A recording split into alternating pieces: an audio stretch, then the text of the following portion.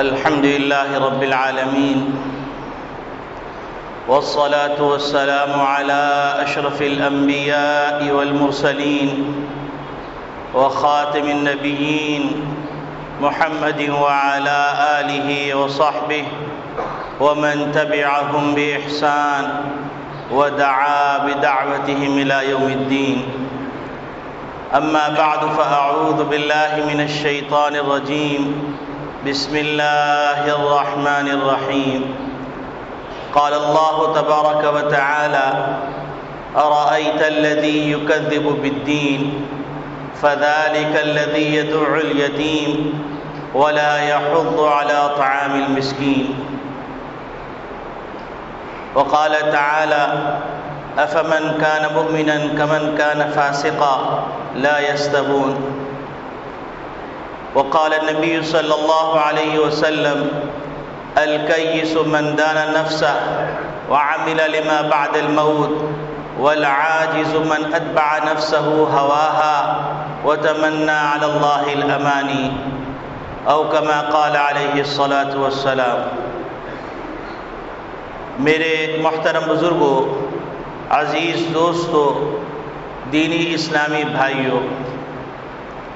تمام انبیاء علیہ السلام کا ایک فریضہ جو سب نبیوں کا قدر مشترک ہے، وہ فریضہ نذیر کی صفت کا ہے. ہر نبی نے اپنی امت کو آخرت سے اور آخرت کے وقت آنے والے واقعات سے ڈرایا ہے اور ان کے اندر آخرت کی فکر کو پیدا کیا ہے. یہی وجہ ہے کہ ہر نبی کے واقعات کے اندر ہم کو ڈراوے کے واقعات ملتے ہیں کہ روح نے بتایا کہ تم اللہ کی مانو گے تو تمہیں یہ ملے گا، اور اگر اللہ کی نہیں مانو گے تو تمہیں ایسے ایسے عذابات اور ایسے ایسے واقعات کا سامنا کرنا پڑے گا. اور یہ آخرت کا عقیدہ اتنا اہم عقیدہ ہے، اتنا اہم عقیدہ ہے کہ اس آخرت کے عقیدے کے استحکام کے اندر دنیا کی کامیابی، آخرت کی کامیابی، دنیا کی نجات اور آخرت کی نجات کا دار و مدار ہے. اگر انسان کے دل میں کوئی جواب دہی کا احساس نہ ہو، انسان کے دل میں اپنے سے اوپر کسی ہستی کو جواب دینے کا احساس نہ ہو، تو انسان شتر بے مہار کی طرح پھرے گا،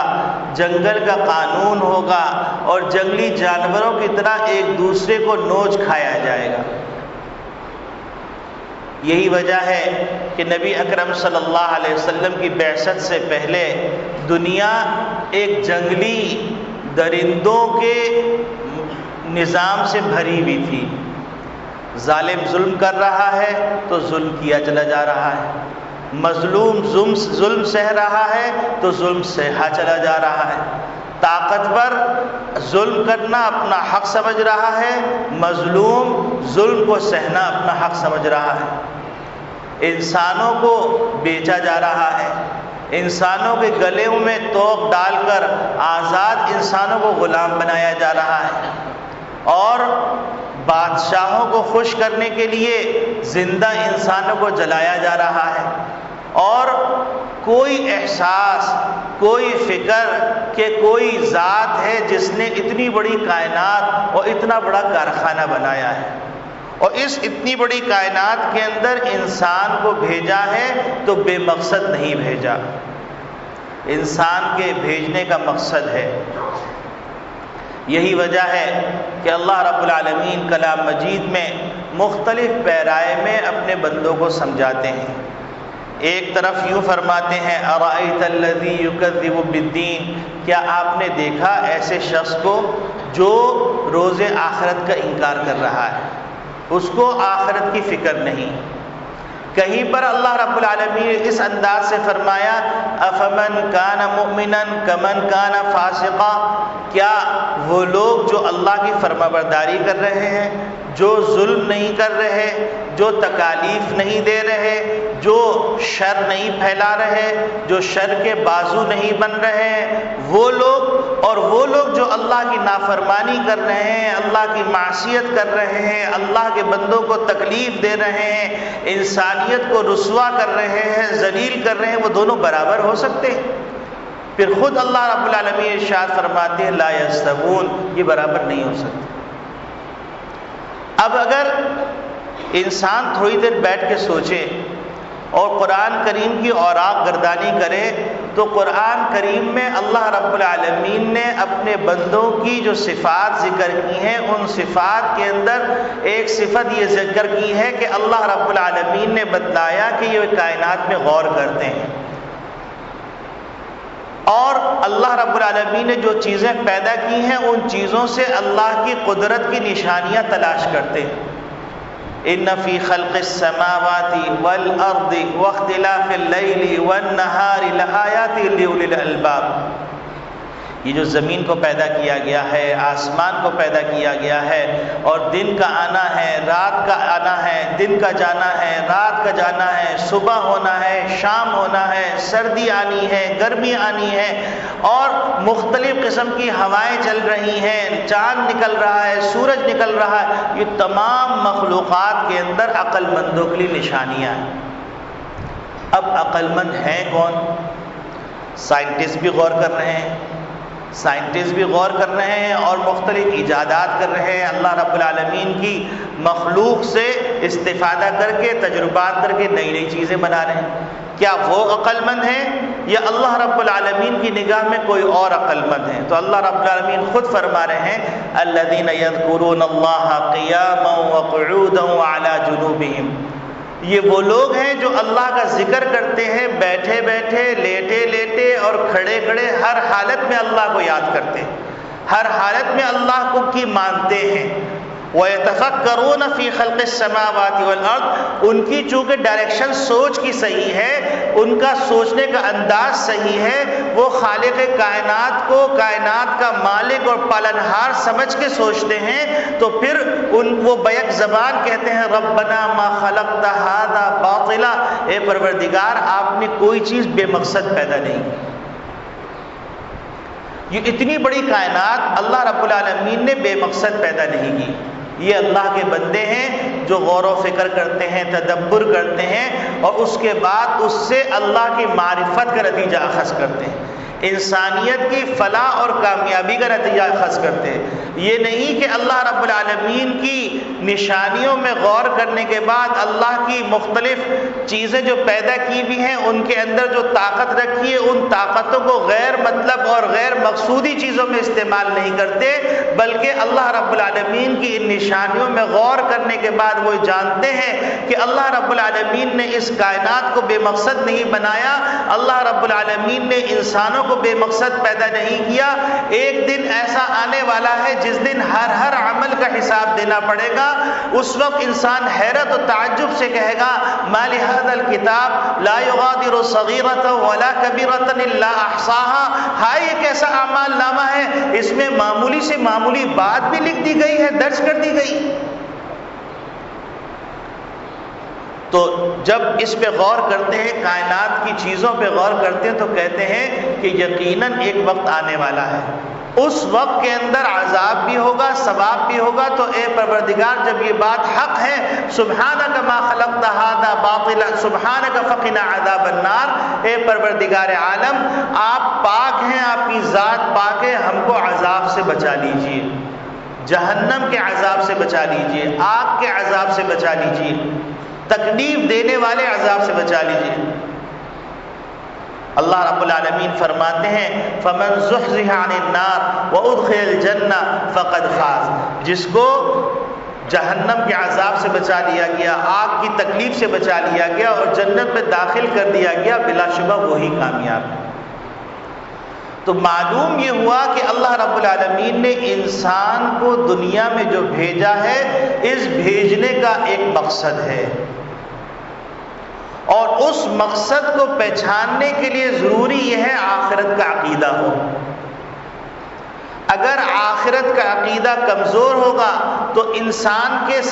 جسم سے نکلنے والے اعمال بھی کمزور ہوں گے۔ خیر کا عنصر ان میں مغلوب ہوگا، شر کا عنصر غالب ہوگا۔ اور جس کا آخرت کا عقیدہ جتنا زیادہ مضبوط ہوگا، اتنے اس کے جسم سے نکلنے والے اچھے ہوں گے، اعمال صالحہ ہوں گے۔ تو یہ آخرت کا عقیدہ اللہ رب العالمین نے نبیوں کے ذریعے سے ہم تک بھی پہنچایا، اور نبیوں نے ہم کو بتلایا کہ دیکھو ایک وقت آنے والا ہے جس وقت کے اندر انسانی زندگی مکمل ہو جائے گی، اور مکمل ہونے کے بعد ایک نئی زندگی کی طرف سفر شروع ہوگا۔ اس میں اگر اچھے اعمال دنیا پہ رہتے ہوئے کیے ہوں گے تو اس کا اثر تم کو ملے گا، اس کا نتیجہ تم کو ملے گا، اور اگر برے اعمال کیے ہوں گے تو اس کا نتیجہ تمہارے سامنے ہوگا، اس کی تکلیفیں تمہارے سامنے ہوں گی۔ تم سوچو ذرا سا کہ ایک ماچس کی تیلی بجھا کر صرف اس کے انگارے کو اپنے ہتھیلی میں رکھنے کی تم میں طاقت نہیں ہے، تو 70 گنا اللہ کی رحمت کے اندر بجھا کر اس دنیا کے اندر اللہ رب العالمین نے انگارے کا، جہنم کے انگارے کا ایک بال بھیجا تھا، اور اس انگارے نے پہاڑ کے اوپر پہنچ کر یہ تباہی مچائی کہ پہاڑ پگھل گیا، اور پھر اس انگارے کو واپس بلا لیا گیا۔ تو دنیا میں جو آگے ہیں، جتنی بھی قسم کی آگ کی شکلیں ہیں، وہ ساری کی ساری اس کا دھواں ہے جو جہنم کی آگ ہے۔ تو تم جہنم کے عذاب کو کیسے برداشت کر لو گے؟ تم قبر کے عذاب کو کیسے برداشت کر لو گے؟ تم کیوں اللہ کو فراموش کیے بیٹھے ہوئے ہو؟ اللہ رب العالمین ایک اور جگہ اس کو اس انداز سے فرماتے ہیں، افحسبتم انما خلقناکم عبثا، اے لوگو تم مجھے ذرا سا یہ بتلاؤ تو کیا ہم نے تم کو یوں ہی محمل اور بیکار پیدا کر دیا ہے، اور تمہاری پیدائش کا کوئی مقصد نہیں ہے؟ اتنا بڑا کارخانہ تم دیکھو کہ اس کارخانے پہ غور کرو تو قدم قدم پر تمہیں اللہ کی قدرت کی نشانیاں نظر آئیں گی، اور ان فی ذلک لآیات لأولی الالباب کی مصداق تمہیں نظر آئے گی، لذکریٰ لمن کان لہ قلب او القى السمع وهو شہید کی مصداق تمہیں نظر آئے گی۔ جو سچے دل سے اور سچی نگاہ سے دیکھے گا تو وہ اپنے آپ کو مجبور پائے گا اللہ رب العالمین کے آخرت کے عقیدے جو نبیوں کے ذریعے دیے گئے ہیں اس کو ماننے پر۔ آپ دیکھیے کہ ایک طرف اللہ رب العالمین نے زمین بنائی ہے، ایک طرف اللہ رب العالمین نے آسمان بنایا ہے، پھر دن آ رہا ہے، رات آ رہی ہے، دن جا رہا ہے، رات جا رہی ہے، سردی آ رہی ہے، گرمی آ رہی ہے، فضا کے اندر تغیر ہو رہا ہے، چاند اپنی کرنوں سے پھلوں کو میٹھا کر رہا ہے، سورج اپنی کرنوں سے تمام پھلوں کو پکا رہا ہے۔ یہ سارا نظام اگر دیکھیں، ہوائیں چل رہی ہیں، فضائیں ہیں، چاند ہے، سورج ہے، دریا میں مچھلیاں ہیں، جانور ہیں، چوپائے ہیں، پھل ہیں، غلات ہیں، ساری چیزوں پہ غور کیجیے۔ اللہ کی ایک ایک چیز، ایک ایک ذرہ، اس ذرے کے اوپر پوری انسانیت گھوم رہی ہے۔ اب آپ صرف چاول کو لے لیجئے تو چاول کی پوری مارکیٹ، اس میں لوگ خرید رہے ہیں، بیچ رہے ہیں۔ یہ چاول تیار کیسے ہو گیا ہے؟ چاول کی اتنی ساری قسمیں، دالیں ہیں، دالوں کی اتنی ساری قسمیں، ان کی کوالٹیز، پھر اسی طریقے سے گندم ہے، جو ہے، جوار ہے، گیہوں ہے، بھٹا ہے، اتنی ساری چیزیں۔ یہ تو صرف ظاہری شکل کے اندر۔ پھر اللہ رب العالمین نے زمین کے اندر جو اتنی ساری گیسز رکھی ہیں، اتنے سارے مائع مادے رکھے ہیں، ہیرے جواہرات، سونا رکھا ہے، یہ ساری نعمتیں اللہ رب العالمین نے عطا فرمائی۔ پھر پہاڑ عطا فرمائے، پہاڑ کو اللہ رب العالمین چلنے سے روک رہے، زمین کو ہلنے سے روک رہے، زمین کے نیچے پانی ہے، پانی کے نیچے آگ ہے، یہ ساری چیزیں ہیں، لوہا نکل رہا ہے، اسٹیل نکل رہا ہے، مختلف قسم کی دھاتیں ہیں، یہ ساری چیزیں اللہ رب العالمین نے ایسی بیکار پیدا کر دی۔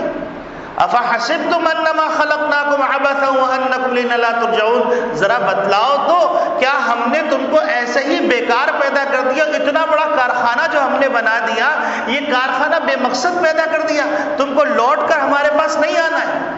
یہ وہ فکر ہے جس فکر کو نبی کریم صلی اللہ علیہ وسلم نے صحابہ کرام رضوان اللہ اجمعین کی زندگی میں پیدا کر دی، تو اس فکر نے ان کی پوری زندگی کی کایا پلٹ دی۔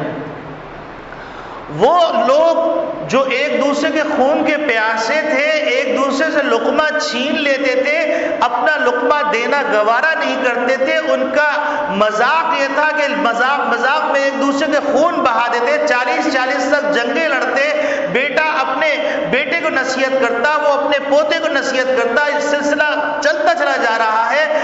لوگوں کو اغوا کیا جا رہا ہے، عورتوں کو اغوا کر کے باندیاں بنایا جا رہا ہے، سب کچھ ہو رہا تھا۔ محمد نبی صلی اللہ علیہ وسلم نے آ کر آخرت کی فکر پیدا کی، تو اب وہ اپنا لقمہ چھوڑنے کو تیار ہیں، اپنی ہر چیز چھوڑنے کو تیار، حتیٰ کہ اپنا وطن چھوڑنے کو تیار ہے، وطن کو چھوڑ کر مدینہ طیبہ چلے جاتے ہیں۔ یہ سب چیزیں آسان ہو رہی ہیں۔ یہ آخرت کا عقیدہ ایسا مضبوط عقیدہ ہے کہ کسی قوم کے اندر، کسی ملت کے اندر، کسی امت کے اندر اگر پیدا کر دیا جائے تو وہ امت اس بلندی پہ جا کے کھڑی ہو جاتی جس بلندی کا تصور نہیں کیا جا سکتا۔ اور آخرت کا عقیدہ اگر کمزور ہو جائے تو اس کمزوری کے نتیجے کے اندر وہ گناہ کرتے ہیں، کیونکہ اللہ رب العالمین نے انسان کو بے شمار صلاحیتوں سے نوازا ہے۔ اللہ رب العالمین نے اس کے حواس کے اندر طاقت رکھی ہے، اس کے قلب کے اندر طاقت رکھی ہے، اس کے دماغ کے اندر طاقت رکھی ہے، اس کی آنکھوں کے اندر طاقت رکھی ہے، اس کے کان کے اندر طاقت رکھی ہے، اس کے بازوؤں میں طاقت رکھی ہے، اس کے قدموں میں طاقت رکھی ہے۔ انسان کو ایک طاقت کا پہاڑ بنایا ہے۔ اگر یہ انسان صحیح ڈائریکشن میں چل رہا ہوتا ہے، دنیا کے اندر امن قائم ہو جاتا ہے، دنیا کے اندر علم کی نئی نئی شکلیں وجود میں آتی ہیں، نئے نئے کتب خانے وجود میں آتے ہیں، انسانی فلاح اور بہبود کے لیے نئی نئی چیزیں ایجاد ہوتی ہیں۔ یہی انسان جب شر کی طرف بڑھتا ہے، آخرت کا عقیدہ کمزور ہو جاتا ہے اور انسان شیطان کا بندہ اور شیطان کا غلام بن جاتا ہے، تو پھر وہ تباہیاں مچاتے ہیں جو آج ہم اپنے اطراف کے اندر دیکھ رہے ہیں۔ یہ آخرت کا عقیدہ یہ معمولی عقیدہ نہیں،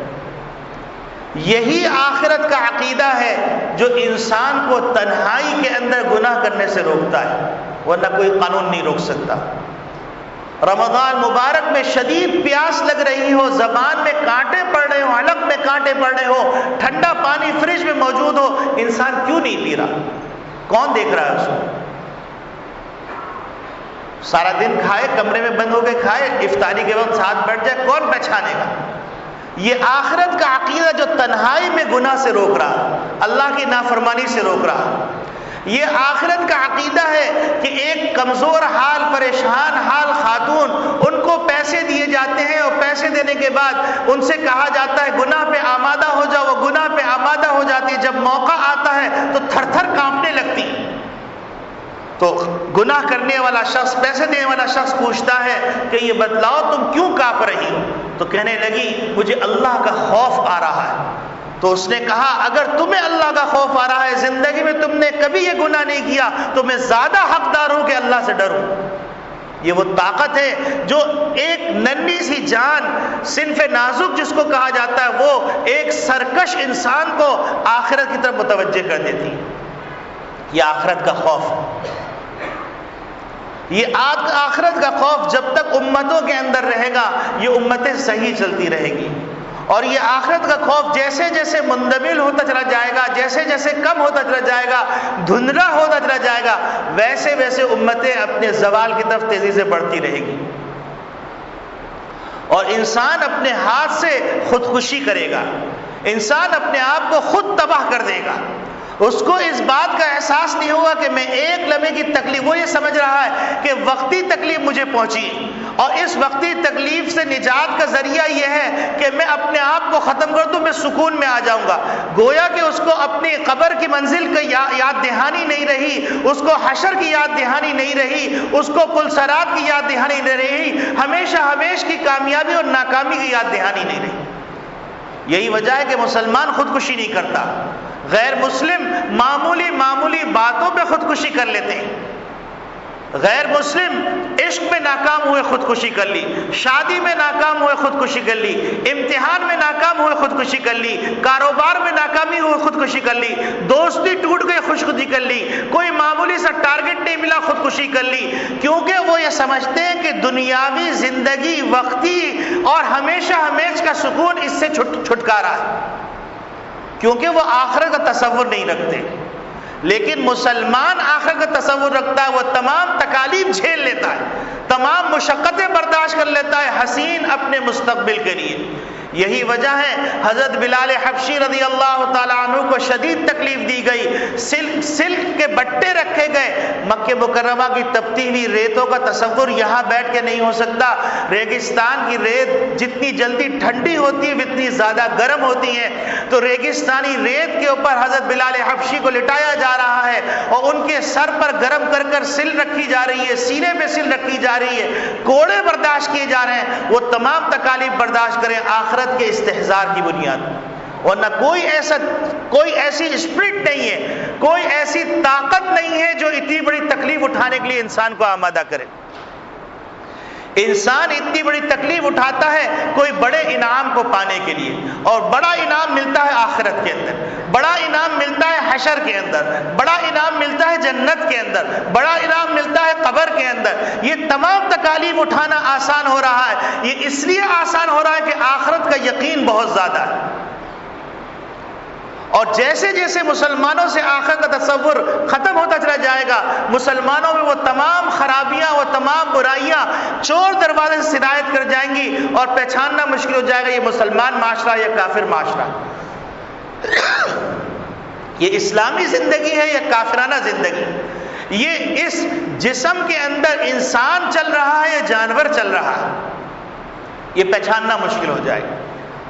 یہی وجہ ہے کہ اللہ رب العالمین فرماتے ہیں افحسبتم انما خلقناکم عبثا وانکم الینا لا ترجعون، کیا تمہارا خیال یہ ہے کہ تم کو ہم نے یوں ہی محمل بیکار پیدا کر دیا اور تم کو لوٹ کر ہمارے پاس نہیں آنا؟ جزا سزا کا تصور نہیں ہے، جنت جہنم کا تصور نہیں ہے، پل سرار کا تصور نہیں ہے، عذاب قبر اور ثواب قبر کا تصور نہیں ہے، راحت اور اطمینان کا تصور نہیں ہے، دنیا کو ہی ہمیشہ رہنے کی جگہ سمجھ رہے ہو، دنیا کی کامیابی کو اصل سمجھ رہے ہو، آخرت کی کامیابی کو بھول چکے ہو، کیا ایسا ہے؟ تو میرے عزیز دوستو بھائیو، نبی اکرم صلی اللہ علیہ وسلم نے مکہ مکرمہ کے اندر جو دعوت کا کام کیا ہے وہ اس بات پر زور دے کے کام کیا ہے کہ آخرت تصور ان کے دل و دماغ میں بٹھا دیا، اور مکہ مکرمہ میں جو آیات نازل ہوئی ان آیات کو اگر آپ دیکھیے تو وہاں پر قدم قدم پر آخرت کے بارے میں بتایا گیا، اذا السماء انفطرت، اذا الشمس كورت، اذا السماء انشقت، بھرا ہوا ہے قرآن شریف، یہ ہو جائے گا، یہ ہو جائے گا، یہ ہو جائے گا، یہ ہو جائے گا، اتنا خوف بٹھا دیا، کیونکہ جتنی بڑی ذمہ داری ہے اتنا بڑا خوف ہونا ضروری ہے۔ اگر ذمہ داری معمولی تو احساس بھی معمولی، ذمہ داری زیادہ تو احساس بھی زیادہ۔ ایسا کرنٹ جو ہے ہاؤس پاور کا کام کرے، تو چونکہ صحابہ اکرام رضوان اللہ اجمعین کو ہاؤس پاور کا کردار ملنے والا تھا، ان کے ذریعے سے ایمانی کرنٹ پھیلنا تھا، ان کے ذریعے سے آخرت کا تصور پھیلنا تھا، ان کے ذریعے سے اس دعوت کو پھیلنا تھا، تو ان کے اوپر محنت بھی اس سطح کی گئی۔ تو میرے عزیز دوستو بھائیو، اللہ رب العالمین نے ہم کو دنیا میں بھیجا ہے، بے مقصد نہیں بھیجا، اور دنیا کے اندر ہمیشہ نہیں رہنا ہے، دنیا سے واپس بھی جانا ہے۔ یہی وجہ ہے کہ جب آخرت کا تصور غالب آ جاتا ہے تو پھر یہ ہوتا ہے کہ حنظلہ رضی اللہ تعالیٰ عنہ جو کہ غسیل الملائکہ ہیں، یہ وہ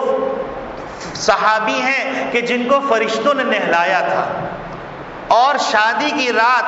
آواز لگتی ہے جنگ کی کہ جہاد شروع ہو گیا ہے، تو وہ اپنی بیوی کو چھوڑ کے چلے جاتے ہیں، اور اس کے بعد اللہ رب العالمین ان کا اعزاز یہ بخشتے ہیں کہ ان کو فرشتوں کے ذریعے سے غسل دلواتے ہیں۔ وہ حنظلہ رضی اللہ تعالیٰ ایک دفعہ نبی کریم صلی اللہ علیہ وسلم کی خدمت میں حاضر ہو رہے ہیں اور رو رہے ہیں کہ اے نافق حنظلہ، اے اللہ کے رسول، حنظلہ منافق ہو گیا۔ تو نبی کریم صلی اللہ علیہ وسلم نے پوچھا کیا ہو گیا حنظلہ؟ تو کہنے لگے اے اللہ کے رسول، جب آپ کی مجلس میں ہوتے ہیں تو آخرت بالکل سامنے نظر آتی ہے، جب اپنے بیوی بچوں کے پاس جاتے ہیں تو ہمارے اندر وہ کیفیت نہیں رہتی، تو یہ تو نفاق ہے سراسر۔ تو نبی کریم صلی اللہ علیہ وسلم نے فرمایا یا حنظلہ ساعتن فساعتن، اے حنظلہ یہ وقت وقت کی بات ہے، اگر سب ایک ہی طرح رہیں گے تو پھر دنیا میں رہنا مشکل ہو جائے گا۔ یہ اللہ رب العالمین کا نظام ہے کہ ایک موقع پہ ایک کیفیت ہے، دوسرے موقع پہ دوسری کیفیت ہے، لیکن تصور آخرت کا غلبہ ہے کہ وہ احتساب کر رہے ہیں۔ اگر آخرت کا غلبہ نہ ہوتا، آخرت کا احساس نہ ہوتا تو وہ اپنا احتساب کیوں کرتے؟ اب آپ سوچئے، ایک طرف حضرت عمر خطاب رضی اللہ تعالیٰ عنہ ہے اور ایک طرف ابو بکر صدیق رضی اللہ تعالیٰ عنہ ہے، دونوں اپنے گھر سے چل رہے ہیں، اور نبی کریم صلی اللہ علیہ وسلم نے اعلان کیا ہے کہ جو اس موقع پر چندہ دے گا اللہ رب العالمین اس کو جنت میں جگہ عطا فرمائیں گے، میں اس کا ضامن۔ اب حضرت عمر خطاب رضی اللہ تعالیٰ عنہ اپنے گھر کی تمام چیزوں کو آدھا آدھا کر دیتے ہیں اور نکلتے ہیں اور سمجھتے ہیں کہ آج میں ابو بکر صدیق رضی اللہ تعالیٰ عنہ سے آگے نکل جاؤں گا، دنیاوی معاملات میں نہیں، آخرت کے معاملات۔ اب ادھر سے ابو بکر صدیق رضی اللہ تعالیٰ تشریف لا رہے ہیں، دونوں حضرات تشریف لاتے ہیں، نبی کریم صلی اللہ علیہ وسلم فرماتے ہیں عمر کیا لے کے آئے اور کیا چھوڑ کے آئے؟ تو انہوں نے کہا اے اللہ کے رسول، میں نے تمام چیزوں کو آدھا آدھا کر دیا، آدھا میں گھر چھوڑ کے آ گیا ہوں، آدھا لے کے آ گیا ہوں۔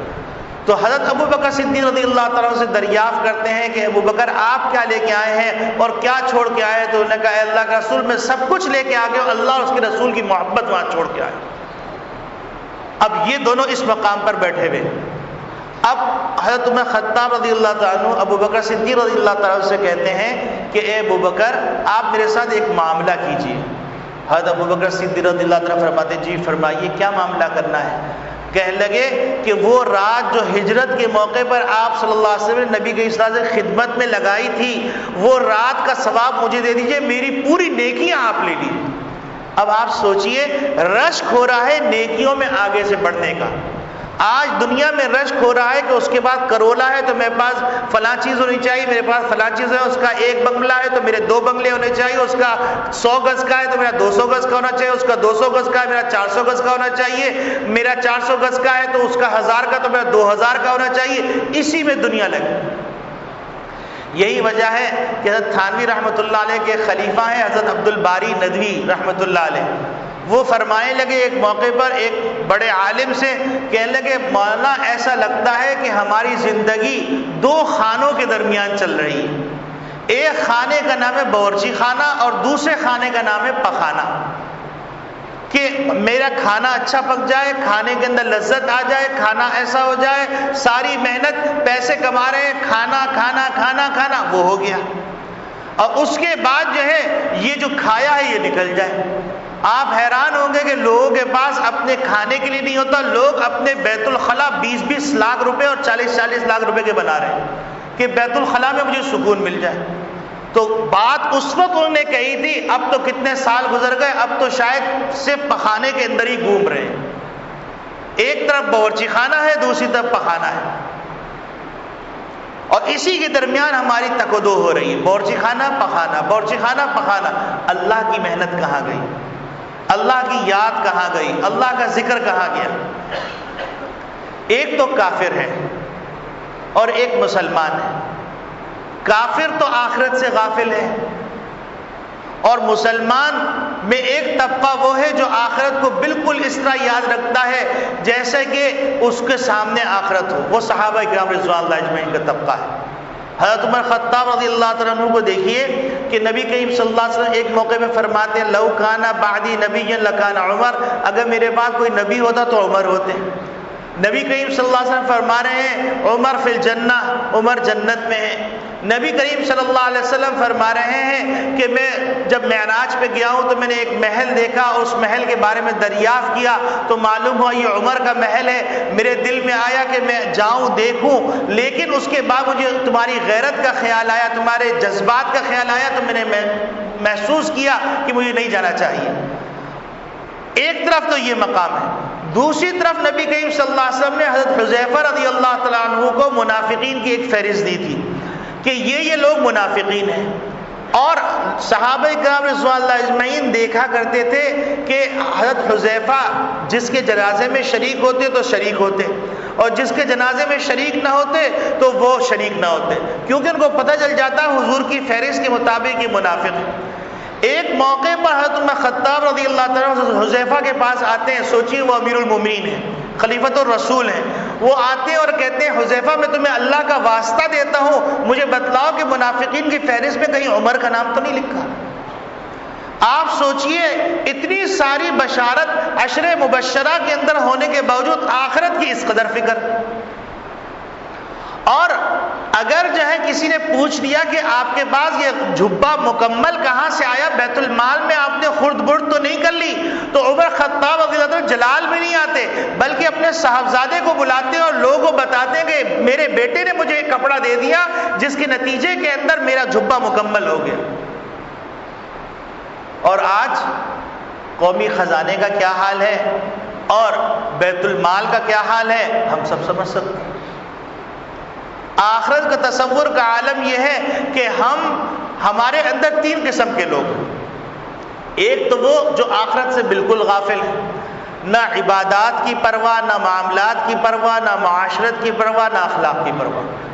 نہ عقائد کی پرواہ، بس مسلمان بائی چانس ہیں، یعنی مسلمان گھرانے میں پیدا ہو گئے تو اس لیے مسلمان ہیں، نام عبداللہ، عبد الرحمن، عبد القدوس رکھ دیا گیا تو اس لیے مسلمان ہیں، مسلمان معاشرے میں رہ رہے لیکن دل سے اسلامی تعلیمات کو تسلیم نہیں کر رہے۔ آخرت کا تصور نہیں ہے۔ آخرت کا تصور ایسا ہے کہ بس ٹھیک ہے چل رہے ہیں، کوئی بات نہیں، ہمارے دل میں کلمہ ہے تو لہذا ہم جوتے کھا کے جنت میں چلے جائیں گے، ابھی دنیا میں عیش کر لو۔ ایک طبقہ وہ،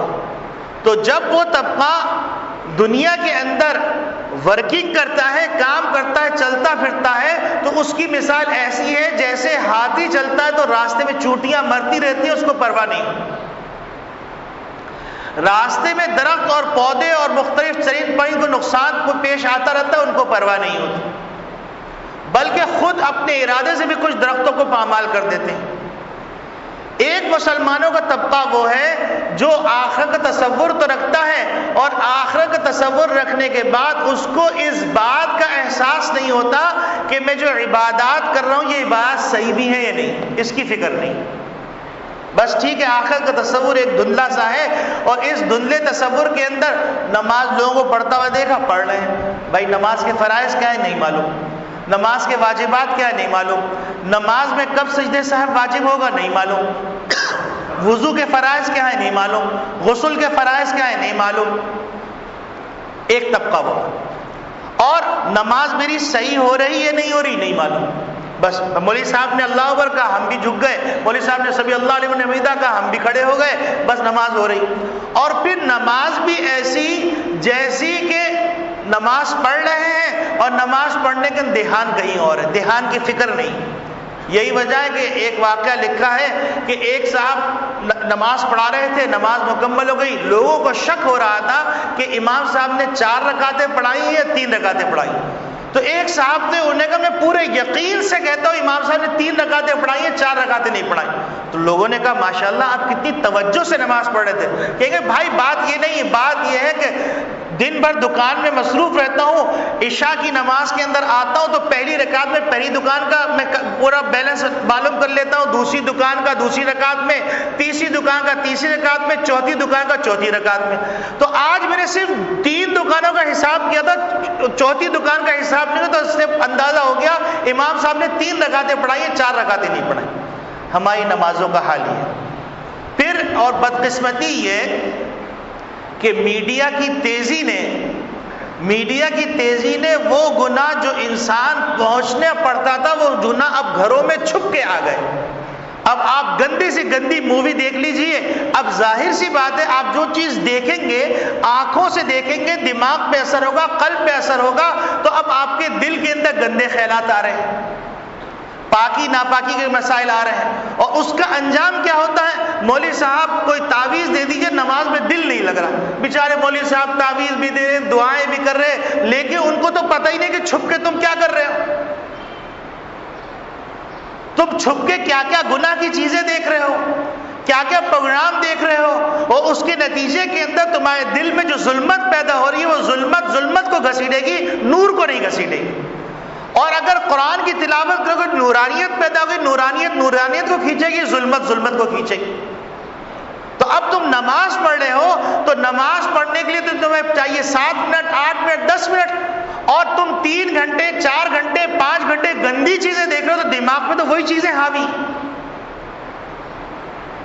تو تعویذ بیچاری کیا کرے گی، مولوی صاحب کی دعا بیچاری کیا کرے گی، جب تک کہ اس گناہ کو چھوڑ نہ دیا جائے۔ اب موبائلوں تک کے اندر سہولت آ گئی کہ اب اس کے لیے کوئی ضرورت نہیں، بظاہر لگ رہا ہے کہ کوئی میسج چل رہا ہے، کسی کو بہت ضروری پیغام دیا، لیکن معلوم ہوا یہاں موبائل پہ کسی اور سے چیٹنگ ہو رہی ہے۔ اب سارے گناہوں کے اسباب اتنے قریب آ گئے کہ اب گناہ کی طرف جانے کی ضرورت نہیں، گناہ خود آپ کو بلا رہے ہیں۔ تو ایک طبقہ وہ ہے جو طبقہ آخرت کا تصور رکھتا ہی نہیں ہے، اور دوسرا طبقہ وہ ہے آخرت کا تصور رکھتا تو ہے لیکن وہ اتنا دھندلا ہے کہ اس کو اس بات کی فکر نہیں کہ بھی نماز صحیح ہو رہی یا غلط ہو رہی۔ اور ایک تیسرا طبقہ ہے، وہ تیسرا طبقہ یہ ہے آخرت کے بارے میں تصور رکھتا ہے اور دین کو صرف اور صرف عبادات تک محدود سمجھتا ہے۔ جب وہ کاروبار کی دنیا میں جاتا ہے تو آخرت کو فراموش کر دیتا ہے، جب معاملات کی دنیا میں جاتا ہے آخرت کو فراموش کر دیتا ہے، جب معاشرت کی دنیا میں جاتا ہے آخرت کو فراموش کر دیتا ہے۔ نماز پڑھ رہا ہے، روزہ رکھ رہا ہے، حج کر رہا ہے، زکوٰۃ دے رہا ہے، لیکن معاشرت اس کی خراب ہے، نہ بھائیوں سے سلوک اچھا، نہ بہنوں سے سلوک اچھا، نہ ماں باپ سے سلوک اچھا، نہ بیوی بچوں سے سلوک اچھا، نہ محلے میں سلوک اچھا، اور سمجھ رہا ہے آخرت کا تصور ہے، بس یہ تصور کافی ہے۔ تو میرے عزیز دوستو بھائیوں، جس وقت دعوت باطل کی اپنی زوروں پہ آ جائے تو اس وقت حق کی دعوت کو بھی اپنے زوروں پہ آنا چاہیے۔ باطل جب اپنا پورا زور لگا رہا ہے تو حق کو بھی اپنا پورا زور لگانا چاہیے، اور حق کا زور یہ ہے کہ آخرت کے جو احساسات کو زندہ کرنے والی کتابیں ان کتابوں کا مطالعہ کریں، ایسے لوگوں کے مواعظ سنیں، ایسے لوگوں کی مجلسوں میں جائیں جن کا مشن آخرت کے اندر کامیابی کا ہے، ایسے لوگوں سے جڑے، کیونکہ صحبت صالح ترا صالح کنت، صحبت طالح ترا طالح کنت۔ اچھوں کی صحبت تمہیں اچھا بنا دے گی، بروں کی صحبت تمہیں برا بنا دے گی۔ اب بعض لوگ کہتے ہیں بھائی فضائل اعمال سننے کا فائدہ کیا ہے؟ بھائی مجھے بتلاؤ کہ رسول اکرم صلی اللہ علیہ وسلم کے کلمات کان میں پڑے اس کا فائدہ نہ ہو، یہ کیسے ہو سکتا ہے؟ جیسے ایک صاحب تھے وہ یہ کہا کرتے تھے ان چیزوں کو کوئی فائدہ نہیں، تو ان کا ایک شاگرد ایک ایسے صاحب کی مجلس میں بیٹھا ہوا تھا، تو وہ صاحب بہت بڑی چیز تھے، تو وہ کھڑا ہوا، کھڑے ہونے کے بعد کہا کتے خاموش ہو جاؤ، بس یہ کہنا تھا، وہ سامنے والے آدمی کا منہ متغیر ہو گیا، منہ سے جھاگ نکلنے کے لگا، کانپنے لگا، تو کہہ رہے یہ تم نے یہ کیا بات کہی اتنے بڑے آدمی سے؟ تو اس نے کہا بس میرا جواب ہو گیا۔ تو نے کہا کیا مطلب؟ کہ مطلب یہ کہ دیکھیے میں ایک ناچیز آدمی، آپ کی نگاہ میں اب مزید ناچیز ہو گیا ہوں، میرے منہ سے صرف ایک لفظ نکلا کتے خاموش ہو جاؤ، اس نے اتنا اثر کیا کہ آپ کا پورا جسم کانپنے لگا، منہ سے جھاگ آنے لگا، تو پیارے نبی کریم صلی اللہ علیہ وسلم کی باتوں کا اثر نہیں ہوگا؟ یہ اور باتیں اثر پتہ نہیں چلتا، سکون کا پتہ نہیں چلتا، بے سکونی کا پتہ چلتا ہے۔ تو میں یہ عرض کرتا ہوں کہ بھائی ایسی کتابوں کا ضرور مطالعہ کیجئے، ایسی مجلسوں میں بیٹھ جائیے۔ چلیے 2 منٹ کے لیے میں یہ بھی کہتا ہوں آپ چلے میں مت جائیے، 4 مہینے میں مت جائیے، 1 دن کے لیے مت نکلیے، لیکن کم سے کم تعلیم میں بیٹھ جائیے۔ کوئی تو ذریعہ ہو کان میں حق سننے کا، کوئی تو ذریعہ ہو اچھی بات آپ کے کان میں پہنچنے کا۔ چاروں طرف سے شر جا رہا ہے، چاروں طرف سے میڈیا بھی شر پھیلا رہا ہے، رسائل بھی شر پھیلا رہے ہیں، تقریبات بھی شر پھیلا رہے ہیں، دوست بھی شر پھیلا رہے ہیں، ہر طرف سے باطل کی دعوت آپ تک پہنچ رہی ہے، آپ کے بچوں تک پہنچ رہی ہے، اور آخرت کی فکر دھندلی سے دھندلی ہوتی چلی جا رہی ہے۔ اب ہمارے پاس کوئی وقت ہی نہیں ہے، اپنی آخرت کے لیے کوئی وقت ہی نہیں ہے ہمارے پاس۔ تو کم سے کم وہ لوگ جو کلمے کی محنت کر رہے ہیں اور وہ فضائل اعمال پڑھ کے سنا رہے ہیں اسی میں بیٹھ جاؤ، کہیں درس قرآن ہو رہا ہے وہیں چلے جاؤ، کسی اللہ والے کی مجلس لگتی ہے اتوار کے دن، اسی میں چلے جاؤ، کچھ تو کان میں پڑے۔ جب کچھ کان میں پڑے گا تو کبھی نہ کبھی چنگاری، کیونکہ ایمان کی چنگاری دھول کے اندر میلی ہو گئی، لیکن اگر آپ نے اس دھول کو جھاڑ دیا تو ویسے ہی ایمان چمکنے لگے گا، کیونکہ اللہ رب العالمین نے ہر انسان کو ایمان کی دولت کے ساتھ پیدا کیا، فطرت اسلام پہ پیدا کیا۔ اب آپس کا ماحول، معاشرت اس کو جو ہے دھندلا کر دیتی ہے، اس پہ دھول پڑ جاتی ہے، لیکن آپ اس کو پیار سے صاف کر دیجئے دھول کو تو وہ شیشہ ویسے ہی چمکنے لگے گا۔ تو قلب کو چمکانے کی کوئی جگہ تو تلاش کرو۔ اب پہلے کیا تھا کہ کچھ وقت ہوتا تھا انسان کاروبار میں مصروف ہے، اس وقت کم سے کم وہ گناہ جو شہوت پیدا کرنے والے ان سے بچا ہوا، لیکن موبائلوں نے آ کر موبائل کے اندر سارا نظام آنے کے نتیجے میں اس نے بالکل ہی عریان اور بے غیرت بے شرم بنا دیا۔ اور نبی کریم صلی اللہ علیہ وسلم فرماتے ہیں اذا فات الحیا ففعل ما شئت، جب انسان کے اندر حیا ختم ہو جائے پھر وہ جانور بن کے جیے یا گدھا گھوڑا بن کے جیے، ایسے ہی ہوگا۔ تو میرے عزیز دوستو بھائیوں، اللہ رب العالمین ارشاد فرمانے افمن کان مؤمنا کمن کان فاسقا، جو ایمان کی حالت میں زندگی گزار رہے ہیں وہ اور جو نافرمانی زندگی گزار رہے ہیں، کیا وہ دونوں برابر ہوں گے؟ آخرت میں ان کو کوئی صلہ نہیں ملے گا۔ لا یستوون، اللہ کا فیصلہ ہے وہ برابر نہیں ہو سکتے۔ تو میرے عزیز دوستو بھائیو، آپ میرے لیے دعا کیجئے، میں آپ کے لیے دعا کروں، ہم سب اپنے گھر والوں کے لیے دعا کریں کہ اللہ رب العالمین ہمارے اندر آخرت کا احساس پیدا فرما دے۔ وآخر دعوانا ان الحمد للہ رب العالمین۔